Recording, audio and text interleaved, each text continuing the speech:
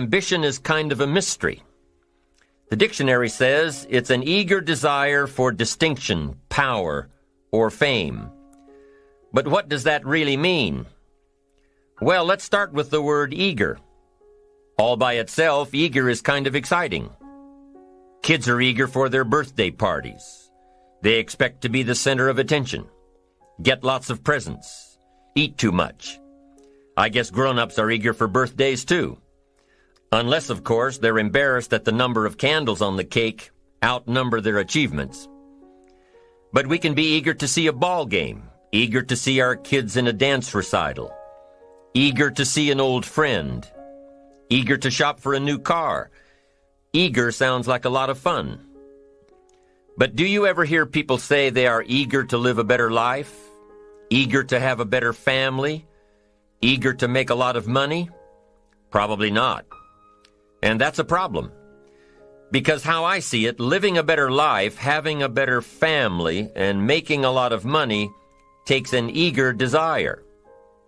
We have the remarkable ability to get exactly what we must have. But there is a difference between wishes and desires. We've all heard people say, "Oh, I wish I could just drop 5 pounds. I want to be a little lighter." And we've probably said it ourselves, especially after a big holiday dinner of turkey and homemade pie and every other thing we can possibly stuff ourselves with in one 8-hour period of time. And even though we may wish we could breathe a little easier in our clothing, we have to have the desire to exercise a little more and eat a little less. The "I wish I could lose weight" has to become, "I have the eager desire to lose weight." I'm also sure you've heard people talk about wishing they had more money to pay the bills, or take a vacation, or just to take a little pressure off of life. But before their lifestyle can change, their wish needs to become a desire. If they really desired change, they wouldn't spend their evenings just watching TV and wishing they were doing something more. The backbone of an eager desire to change is discipline. True ambition is disciplined, eager desire. It's that little part within us that says, if I want to be ready for that meeting tomorrow, I need to finish preparing for it today. If I want to make sure I can pay for my kids' college education, I need to start saving today. If I want a better life tomorrow, I need to start working on it today. Ambition is a minute-by-minute, day-by-day mentality. To have the ambition to work towards a better family life, a newer car, a bigger house, a financially secure future, you have to live it every moment. If living a successful life was easy, I'm sure more people would be successful. If just being ambitious was enough, I'm sure all of the broke and perplexed people in the world wouldn't be broke and perplexed. While most people spend most of their lives struggling to earn a living, a much smaller number seem to have everything going their way.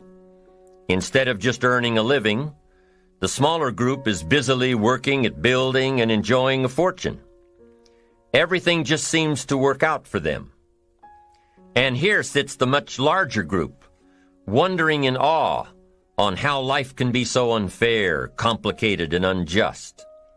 So what's the major difference between the little group with so much and the larger group with so little? Despite all the factors that affect our lives, like the kind of parents we have, the schools we attended, the part of the country we grew up in, none has as much potential power for doing good as the ability to dream. Dreams are a projection of the kind of life we want to lead. Dreams can drive you. Dreams can make you skip over obstacles. When we allow our dreams to pull us, they unleash a creative force that can overpower everything in our way. To unleash this power, though, your dreams must be well defined. A fuzzy future has little pull power. Well-defined dreams are not fuzzy. Wishes are fuzzy. To really achieve your dreams, to really have your future plans pull you, your dreams must be vivid. If you've ever hiked a 14,000-foot peak in the Rocky Mountains, one thought has surely come to mind. How did the settlers of this country do it? How did they get from the East Coast to the West Coast? By foot. Carrying one day's supply of food and water is hard enough. Can you imagine hauling all of your worldly goods with you? Mile after mile, day after day, month after month? These people had dreams, big ones. They had ambition. They didn't focus on the hardship of getting up the mountain. In their minds, they were already on the other side. Their bodies just hadn't gotten them there yet. Despite all of their pains and struggles, births and deaths along the way, those who made it to the other side had a single vision: to reach the land of continuous sunshine and extraordinary wealth. To start over where anything was possible, where everything was possible. Their dreams were stronger than the obstacles in their way. You've got to be a dreamer. You've got to see the future finished in advance. You've got to see California while you're climbing 14,000-foot peaks. You've got to see the finish line while you're running the race. You've got to hear the cheers when you're in the middle of a monster project. And you've got to be willing to put yourself through the paces of doing the uncomfortable until it becomes comfortable. Because that's how you realize your dreams. Our great country was founded with dreams. They've always been important. Dreams are what caused thousands of people to leave their homes and families and start over in a land where anything was possible. To this day, dreams continue to bring people to our land of opportunity, to a country where you can start with little and end up with a lot, to America. Don't you sometimes wonder why so many immigrants who come to America can build a new life and a fortune while many of the people who were born here are barely surviving? They have a dream, a defined goal, ambition. Aside from the pioneers that crossed the prairies and the mountains to reach their vision of hope and future promises, there are other amazing examples of how ambition has shaped America. Take Ben Franklin, for instance. When most people think of Ben Franklin, they remember the kite and the lightning bolt and the discovery of electricity. What a lot of people may not know is that Ben Franklin was one of the first writers to address self-making. When Franklin started Poor Richard's Almanac in 1732, he used the blank spaces between the crop data and the weather information to insert clever bits of moral and practical advice.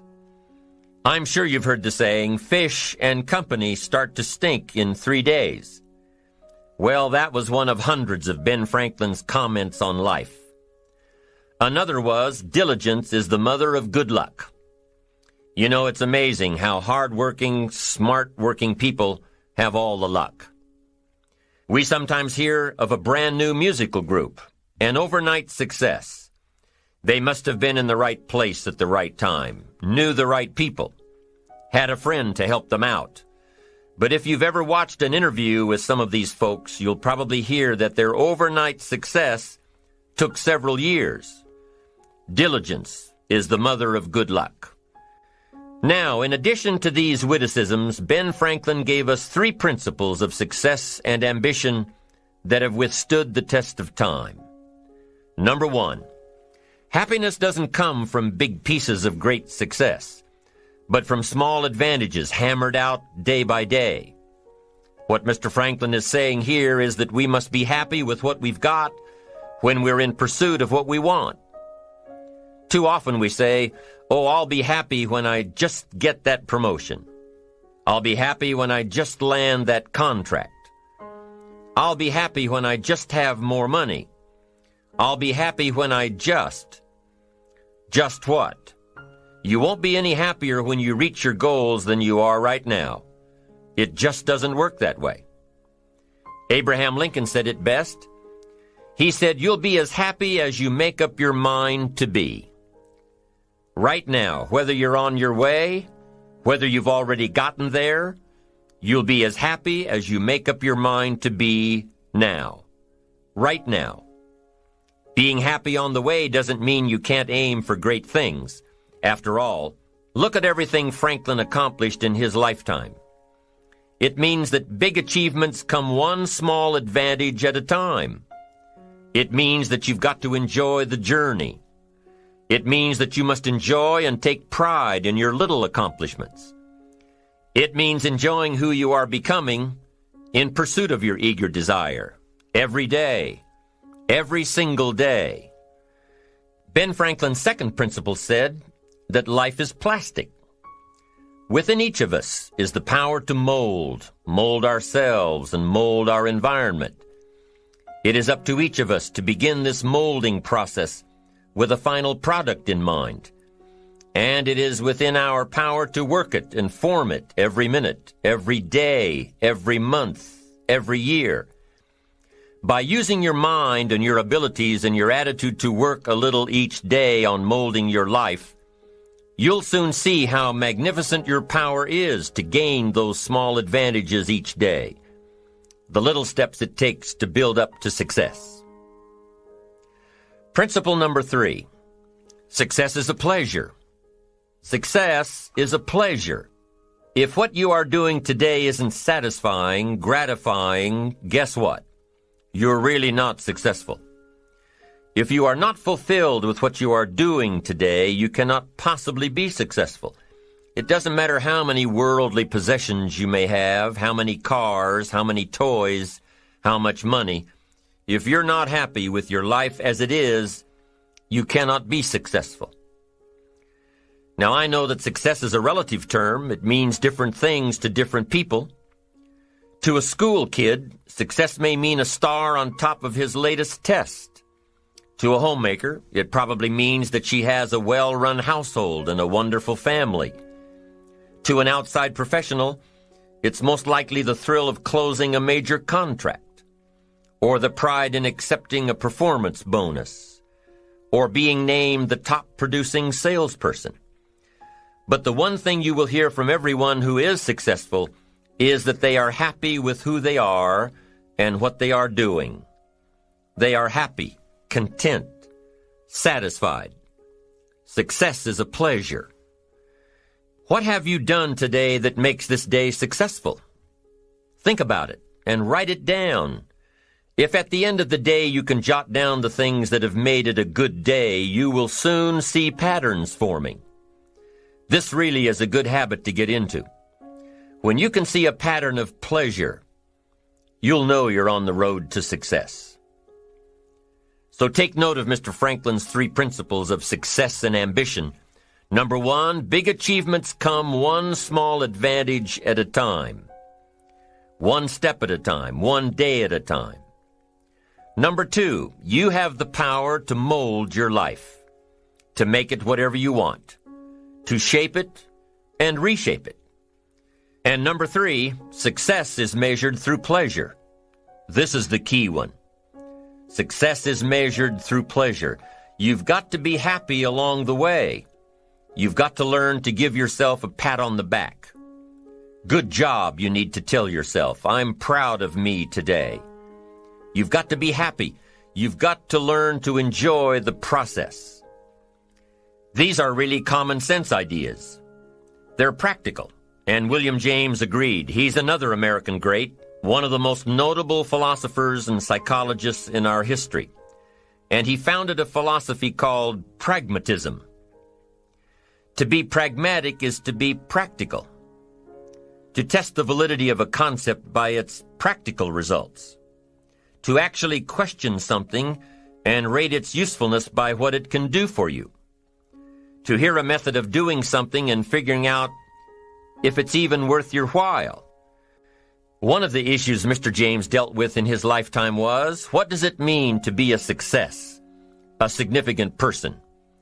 After years of pondering this question, William James described success as a combination of 2 things. Number 1, an inner ideal which is followed persistently with courage. And number 2, outer achievement related to that ideal. Let's go back to number 1, an inner ideal which is followed persistently with courage. I take that to mean defining a goal and having the resolve to complete it. No matter what, I'll do it or die. Promise yourself you'll read the books until your skills change. Go to the seminars until you get a handle on it. Do it until it makes sense. Practice it until you've got it right. Don't give up until you get where you want to be, however long that is. Step by step, piece by piece, book by book, seminar by seminar, do it until. Go for it. Until is a very important word. It's magic. It means that you'll never give up. Don't miss the chance to grow, to pay the price. Until you learn, change, grow. You'll discover some of life's great treasures when you pay that price. William James' second part to success dealt with the outer achievement related to that ideal. You need both aspects to really be a success. But what Dr. James realized about his philosophy of success was that the first part is indeed more important than the second. Going for it. As long as you're working toward your inner goal, your dream, then success is possible. But once you give up your inner vision, then you can never become successful. You never will become successful. Until doesn't even matter. Now, maybe the person who's been working on a project for 10 years can be successful in his own right, if he's honestly working toward it, doing everything to make himself worthy of reaching the dream, really happy with where he is, doing it until. Then maybe he is a success. It's a personal thing, going for it one step at a time. Going for small accomplishments along the way for however long it takes. So let's think about this for a moment. What outside evidence or results or proof can be seen when you accomplish your goals one step at a time? You'll start to see things change around you, little things, not major things, but little everyday things, things you may not even notice unless you are paying attention. If you're one of those who'd rather stay up late and get up late, only to discover that your workplace doesn't fit your schedule, and you roll out of bed cursing the alarm clock every morning, maybe you could start with the little change of going to bed half an hour earlier than normal. And maybe you'll see, in time of course, you can't train your body overnight, maybe you'll find out that you jump out of bed in a better mood, and that your day will start better, and that you'll get more done, and that the people around you that caused you problems aren't so hard to work with after all. It all starts by making one little change and adding to it every day. You see, you can't change what's going on around you without first changing what's going on within you. Start changing how you look at mornings, and sure enough, people will start changing how they look at you. When you start changing how you think, how you act, how you treat others, how you treat yourself, when you start responding instead of reacting to life, life will start responding to you. I'm telling you that you can do it with your lifestyle. You can do it with your sales career. You can do it with your management career. You can do it with any part of your life.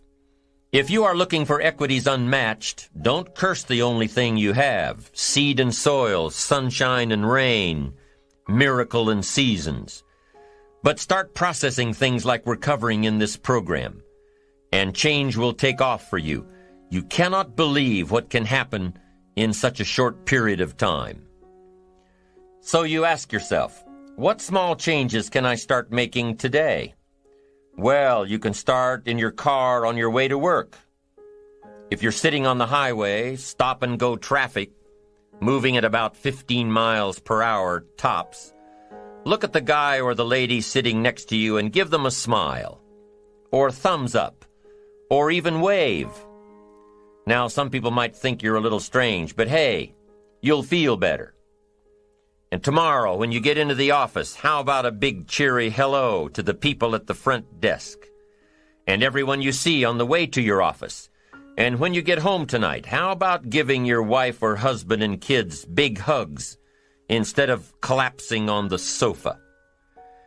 When you start with the little things that make others happy, improve their day, you'll find that these little things add up to big ones.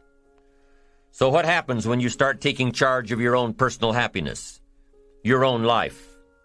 Do you think that these little things will somehow make a difference in meeting your goals? You bet they will. You can't do it alone. You can't be successful by yourself. It's hard to find a rich hermit, you know. The ambitious person realizes that each of us needs all of us. You all by yourself may have finalized the company's marketing plan, or finished up the sales projections, or even wrote the mission statement for the year to come. Even if you did this all by yourself, you really had the help of all of those around you who tolerated and supported your need to be undisturbed, or provided service to you during the project. Maybe you should thank those people every once in a while with a dinner certificate, or a bouquet of flowers, or 18 holes of golf. Even a thank you note. Thank you notes are so important. After all, without your support team, you probably wouldn't be where you are today. You can't be successful by yourself. So thank them. Thank those around you. And let them know just how important they are to you. Be it your office personnel or your family or your friends, a thank you sure goes a long way. So, is it important to do a little extra for these people as you are working your way toward your goals? I think so. I'm sure you do too.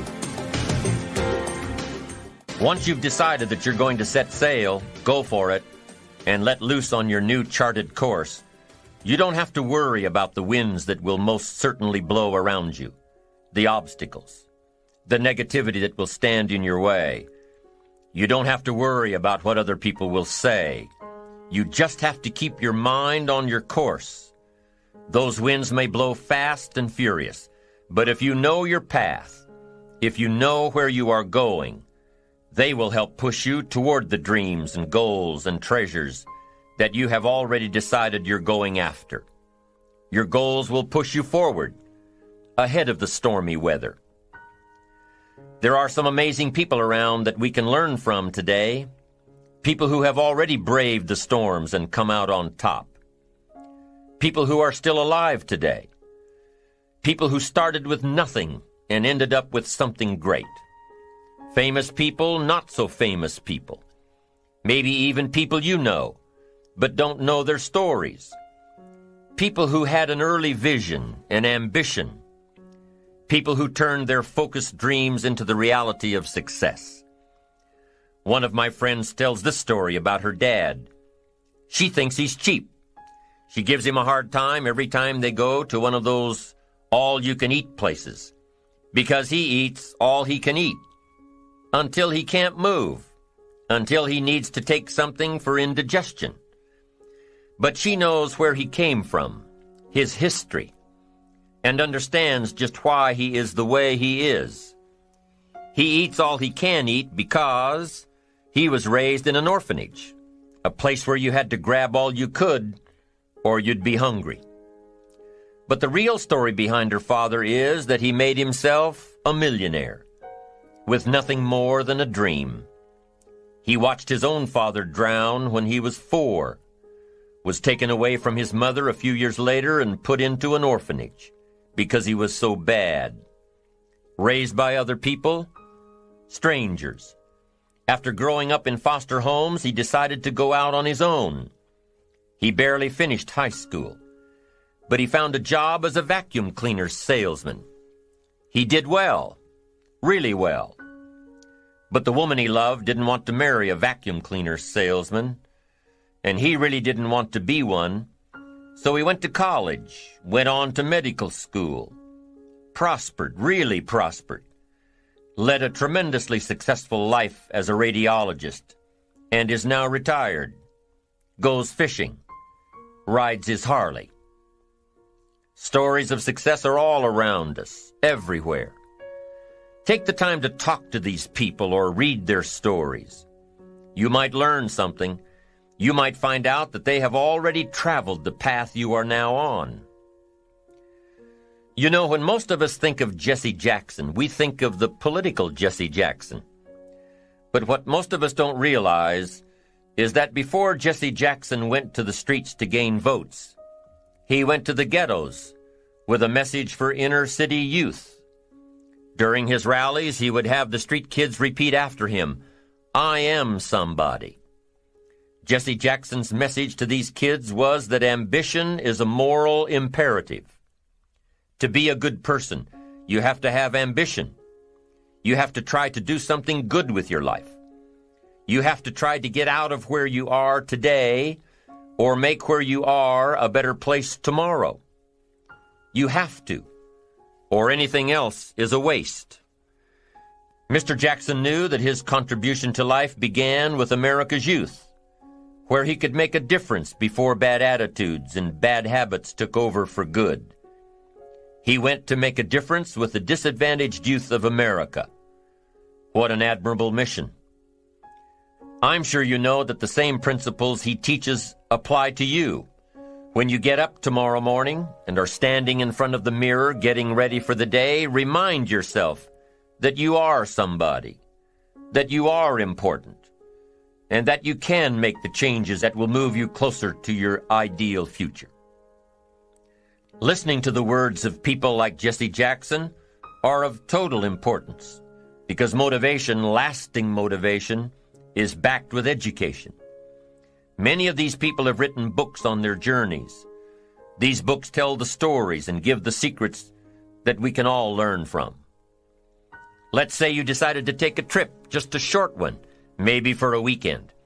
Let's say you want to go away to a place you've never been before. Wouldn't you want to find someone who had been there? Ask them a few questions? What's the best way to get there? The safest route? The quickest route? What do I need to bring to be totally prepared? What fun things should I look for on the way? What dangers do I need to avoid? By talking with someone who has already been there, it'll make your trip that much more enjoyable. It's the same thing with life. By listening to those who are farther along in the journey you are interested in taking, and learning from their successes and failures, you just might pick up something that will make your journey that much better.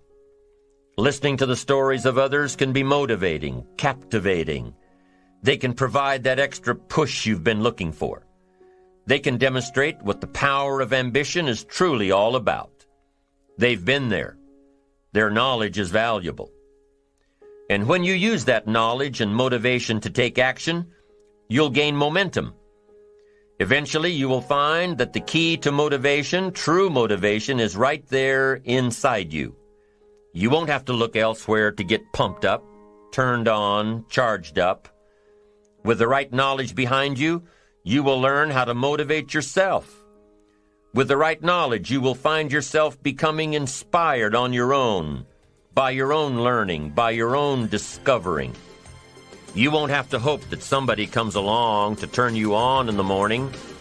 They might not show up. You'll find that your journey of pursuit is the best alarm clock in the world. Joseph Epstein wrote a book called Ambition. In his book, Epstein defines ambition as the fuel of achievement. He says that everybody has a need for achievement, to do well, to get somewhere in life, to be better, to achieve.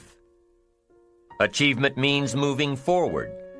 And in order to move forward, you must be motivated, inspired, ambitious. You must have dreams and goals that create ambition. Good ambition, positive ambition. Now, ambition does not mean being greedy. It does not mean being selfish. It does not mean getting ahead at the expense of others. Ambition is not greed. Ambition is not avarice, an all-consuming desire for wealth. Ambition is not hoping you can win at the expense of others. Do you suppose Judas was ambitious? He ended up with 30 pieces of silver, a fortune in those days. Was Judas successful because he had all that money? No, Judas sold out.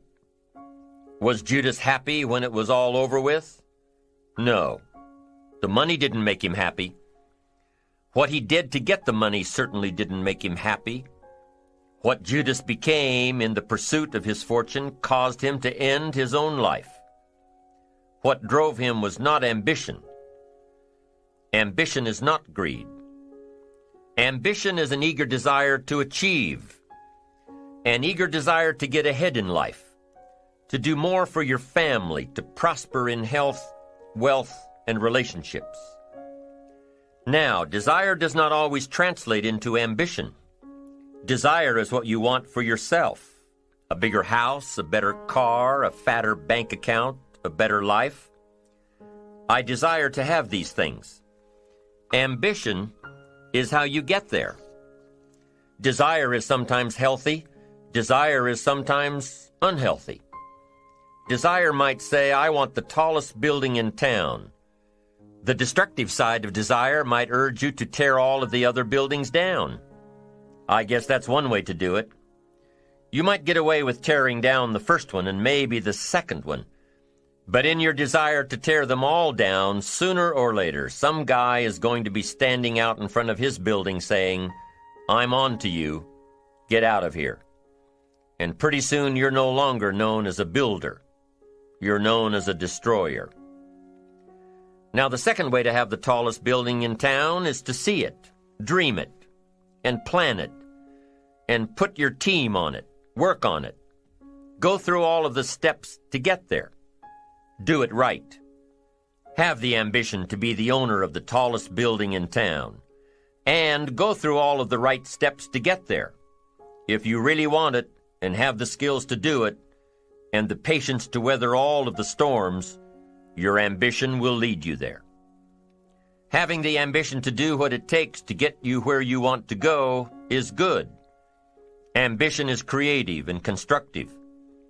Ambition is an expression. It's something inside of you want to express in a positive way. I'm sure you have dreams of accomplishing great things. Are you ambitious enough to realize these dreams? Are your dreams strong enough to pull you toward your future? Are they vivid enough to see the end result now? Are they worthy of doing until you get there? What are your reasons for creating these dreams? Reasons vary from person to person. I bet if you did a little soul searching, you could come up with a fairly strong list. The list of reasons. Why is it so important to achieve these dreams? What are you trying to express? These reasons for accomplishing great things are different for everybody. There are personal reasons, sometimes uniquely personal reasons. Some people do well for the recognition. Some people do well because of the way it makes them feel. They love the feeling of being a winner, and that is one of the best reasons. Once in a while I hear someone say, if I had $1 million, I'd never work another day in my life. Hey, that's probably why the good Lord sees to it that he doesn't get his million, because he would just quit. Family is another reason, a motivator for doing well. Some people do extremely well because of other people, and that's a powerful reason. Sometimes we will do something for someone else that we would not do for ourselves. I know a lady who was getting back on track from financial disaster. Even though she didn't have much of anything left, her primary motivator was to keep her daughter in private school, an expensive one of the best in the country. Although her goal was to financially surpass where she was before her economic fall, her main reason to work all of those extra hours was to give her little girl the best possible education. As you can well imagine, wanting to do something for someone else led her to all sorts of other accomplishments as well. How fortunate are the people who find themselves greatly affected by someone else. It's powerful. What has you getting up early, hitting it hard all day, and staying up late? What has you inspired? What are your reasons for doing well? What's at the core of your quest? What is the power behind your ambition? Think about it. Jot it down. Do some soul searching. Define your reasons so they will work better for you. So now we have determined that it's in your best self-interest to be ambitious. Self-interest, self-preservation. As human beings, we can't help but be interested in our own self-preservation. We can't help but be self-interested. It's one of the strongest urges we have. Interested in our preservation, interested in our development, interested in our success. There's certainly nothing wrong with self-interest, but here's the clue. Self-interest must be enlightened as to what truly serves us best. When I found out that self-interest was okay, that was a big relief to me. Now, we're not talking about selfish. We're talking about self-interest. Self-interest needs to be educated, enlightened. Self-interest is willing to be benefited by service to others, not at the expense of others. Self-interest at the expense of others starts to be greed, evil, hoping you go up as someone goes down, hoping to attain while someone else loses. I win, you lose. We call that the beginnings of evil, the dark side of our nature, wishing to benefit at the expense of others. Enlightened self-interest wishes to benefit at the service of others. A friend of mine tells this little story about a person she hears from about every 3 months or so. This guy calls to solicit money for food baskets for homeless families. She's happy to give her money to them. She was unfortunately homeless for a short period of time, and she knows the position these people are in. This group is legit. She checked them out. But after the second or third time this guy called, same guy, after the second or third time he called, she started talking to him about other stuff. Turns out this guy is broke, living in a hotel, looking for any construction job he can find. Any job at all. But what's unique about this guy is that he donates 2 or 3 hours a night, every night, to call people and get money to feed the homeless. Every night, from his hotel room. Now, most people would say this guy should use those hours every night to work a second job or a third job. But while he's way down on the ladder of success, he feels it's important to help those less fortunate than he is. He has a roof over his head. He makes enough to feed himself. And my friend says that every time she talks to this guy, every 2 or 3 months, he's doing better. He's digging himself out of debt. He's starting to save money. He thinks he'll be able to move into an apartment in another month or 2. Now, recently an interesting thing happened. My friend was talking with an associate of hers. She's single, lives in a big house, needs to find a handyman to help her out on a regular basis, someone who can build an addition onto her house. So my friend told her about this guy. The only reason this guy ended up being hired was that my friend's associate was touched by his dedication to service, while he, himself, was down and out. Service. Success at the service of others. Now, this guy isn't rich by any stretch, but through my friend's network, he now has constant work, doing things around several people's houses. And now he's in a place of his own. And guess what he does every night? He's still making phone calls to get money to feed the homeless. What great character this man has. Enlightened self-interest leads to wealth. Self-preservation leads to poverty. Somebody says, well, I can't be concerned about other people. I have to pay attention to myself. Well, then you'll always have to. Somebody says I can't be concerned about other people's bills. I've got enough worries trying to pay my own. Well, then you'll have to worry about them for the rest of your life. The best way to get that monkey off your back is to turn your attention around. Once I understood some of this stuff, I'm telling you, it revolutionized my whole life. Now, self-interest is okay, yes, but here's what self-interest must be if you truly want to be happy. It must be enlightened. It says, don't keep your attention on yourself if you want your life to work out well. Turn your attention to others. In your own self-interest, be enlightened. Truly act in your own self-interest by making an investment in service to others. Next, if you wish to receive, now there's nothing wrong with wishing to receive, it's part of self-interest. But here's the enlightened part. If you wish to receive, you must give.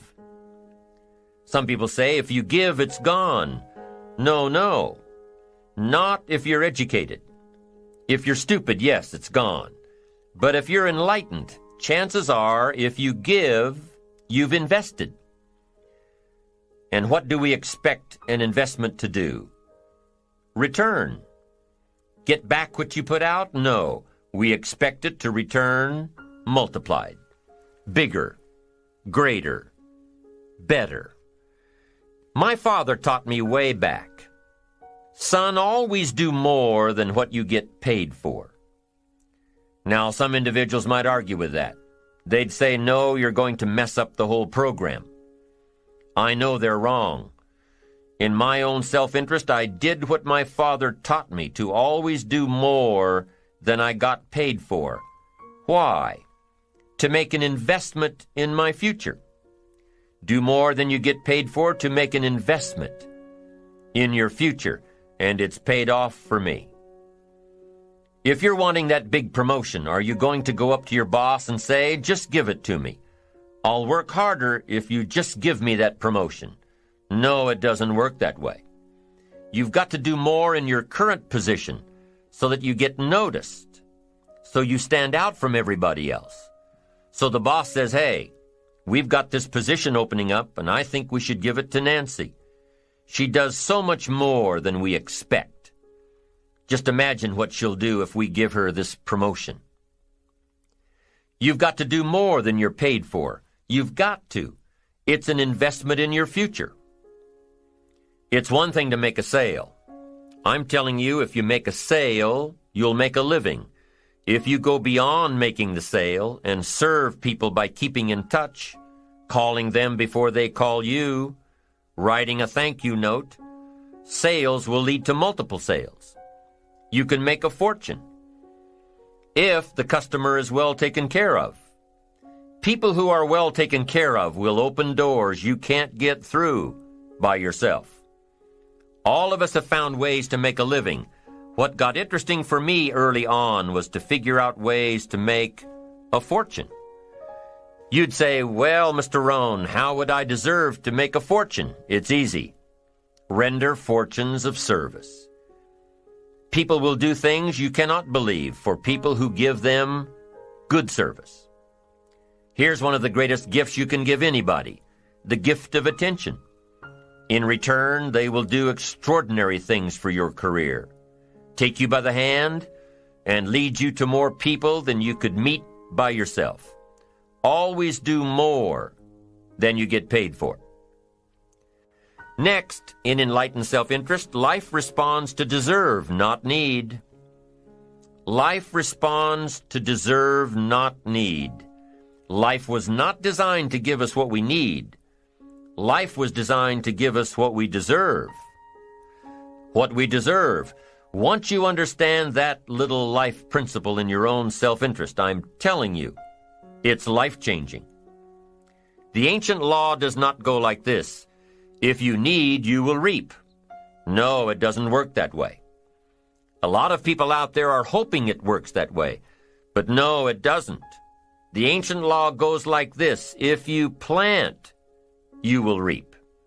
If you sow, you will reap. Somebody says, well, I really need to reap. Well, then you really need to plant in your own self-interest. Your own self-interest needs to be educated in how to plant. how to do it so everybody wins, because life doesn't respond to need. You can't go to the soil and say, I need a crop.